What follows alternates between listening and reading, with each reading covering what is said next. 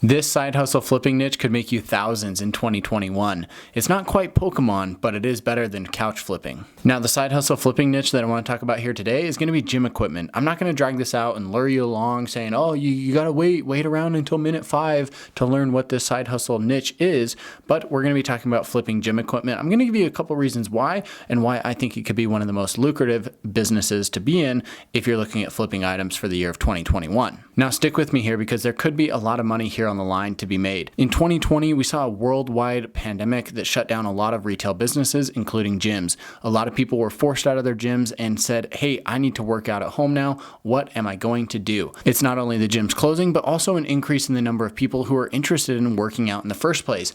All of these people need something to do, and so they started purchasing at-home gym equipment. You can see the massive success that this industry had through Peloton's success. Their share price went through the roof, and their products were sold out and very difficult to get a hold of. And this is all despite the insanely high price that Peloton charges for their bikes and for their treadmill. Now, look at the other gym equipment makers. A lot of these guys were sold out of almost every single product on their site, and they're still sold out to this day. I actually had a home gym before the whole pandemic started, and so I actually was kind of in tune with how this market was moving and what was available. As soon as the pandemic hit, a few items that I kind of had my eye on were sold out immediately, and they have not come back in stock. I've been waiting almost a year to get my hands on a couple of items that I've wanted to add to my home gym, but they're just not out there, and the price is way overpriced. This opens up a great opportunity for all of us because as gyms now start to open back up, whether they're opening up at full capacity or at a reduced capacity, we are seeing a lot of people who have all this gym equipment that they don't necessarily need at home. You know, the thing with having a home gym that's a little bit difficult is you lose a lot of the sense of culture of going to the gym, right? When you're at the gym, you're around other people who are doing the same thing, and you're in an atmosphere where, you know, you're there to work out. You're not there to sit on your phone. You're not there to look at what's in the fridge. You're not there to just hang out. I mean, you're there, you know, specifically to work out. Now, not everybody does that, right? Of course, there are people who just, you know, dink around at the gym. But that said, a lot of people like having that gym atmosphere because it gets them in the groove to actually go and exercise. So the home gym is definitely not for everybody. I suspect that there's going to be a good 60 to 80% of people who have home gyms that will not stick with their home gym equipment once the world goes back to normal and these gyms open up completely. And for myself, as somebody who's worked out from home for the past year and a half or so, I can tell you it can get pretty boring working out with the same squat rack every single day. There's only so many exercises that you can do. And if you're into lifting weights, it's nice to have a whole variety of equipment pieces at the gym, right? You've got all these different machines for different body parts. And that's a really nice thing about actually having a gym as opposed to just having a home gym where you're kind of limited. And for the other 20 to 40% who do have home gyms and are going to stick with this opens up a very large market for you looking to flip gym equipment.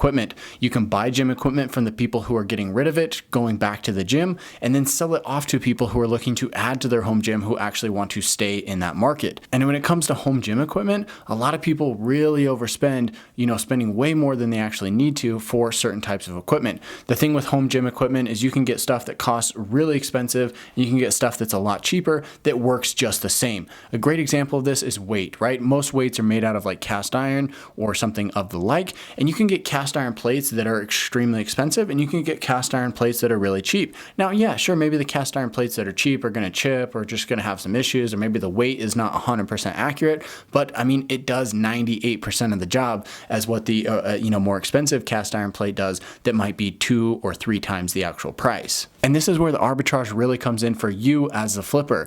Oftentimes, these items will not lose their value because nothing has really changed with them. They don't degrade over time. It's not like a pair of shoes, you know, that gets worn out and you're like, oh, these used shoes, you know, they're kind of all crumpled up, the sole's worn down, whatever. I'm not going to pay full price for them. Well, with gym equipment, it's actually much different because that cast iron plate that we talked about, sure, it might have a chip on it or whatever, but it still operates as a 10-pound plate or a 25-pound plate. Nothing really changes with it. It hasn't degraded like other stuff would. And so this is really where that arbitrage will come in, is you can go and find somebody who's willing to sell that to you for a reduced price and then go and sell that off to somebody else saying, hey, look, you can buy this brand new on this website for 50 bucks.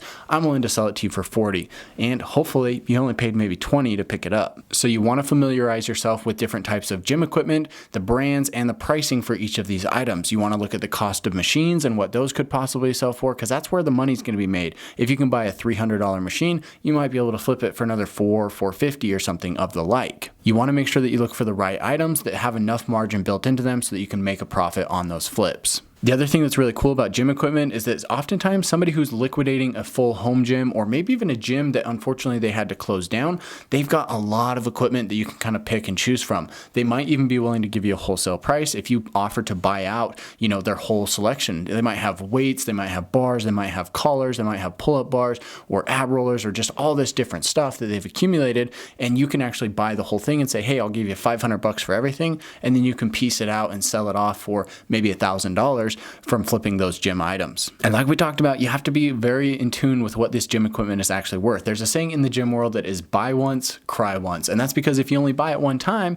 you only have to cry about it one time. Gym equipment can be very expensive, and it can, you look at it and you're like, man, I have to pay 400 bucks for this, or 300 bucks for that, or 50 bucks for this small little thing. And it's kind of one of those things where if you only buy it once and pay the money for the quality item, then you only have to cry about it once. You don't have to buy it twice and cry twice. You want to make sure that you buy the quality stuff that will hold its value and is going to be easy to flip. Oftentimes the brand name stuff such as Rogue or Sorinex, which is high quality, is going to sell for a premium. You've also got other brands such as Titan that is still just as nice but is going to sell for a little bit less. This gym equipment with a brand name can oftentimes sell for 2 or even 3 times what another piece of equipment would. You can see this example a lot with Rogue equipment, where if you go on their website, you're going to look at it and say, man, this stuff is really expensive. But there's a lot of other websites out there with equipment that's just as good that sells for a fraction of the price. You can play both sides of this arena. Some Rogue equipment will be good, other stuff will be good as well. You just need to make sure that when you're going out there and flipping these items that you know what you're getting, what the brand is, and what somebody's going to be willing to pay for it. In my own opinion, having worked out from home for the past year and a half almost every single day, I would say, in this business you want to stick to the big stuff. You want to stick to the racks, to the machines, to the bars, to the weights, to the collars, to the kettlebells, to the medicine balls, the things that people are going to use on a daily basis. These are the items that you want to be in. You don't want to be in the small little niche stuff within the gym equipment space, because there's not going to be a lot of margin and it's going to be hard to sell. Don't try to go after the bands or the bar collars, because it's just not going to be worth it. There's not enough value in it. So if you can get those items thrown in for free, sure, take them if you will, but don't go after them because it's just not worth your time. Keep in mind that you're looking for the people who want to liquidate their entire home gym. This is where you're going to be able to get the best value. Offer to pick it up right away, and you might even be able to negotiate a bigger discount. On the other side, when you're going to sell the items, offer to deliver it. If you deliver weights or bars or stuff that's big and bulky and heavy, you can often charge a premium for that, even charge a delivery fee, and people will be willing to pay it because they don't want to have to go pick it up. They don't want to have to load it and unload it and go through all that hassle. So I would even offer, a delivery fee or charge a premium if you're going to offer this service. So with all that being said, guys, I hope this was another flipping idea for you. I think you can make a lot of money off this. Having bought a lot of gym equipment and knowing what it costs, you can find some really great deals out there that will flip into potentially thousands of dollars here in 2021. Have fun with it. Let me know what you did down in the comments. Give me a thumbs up here on the video, and I'll catch you in the next one.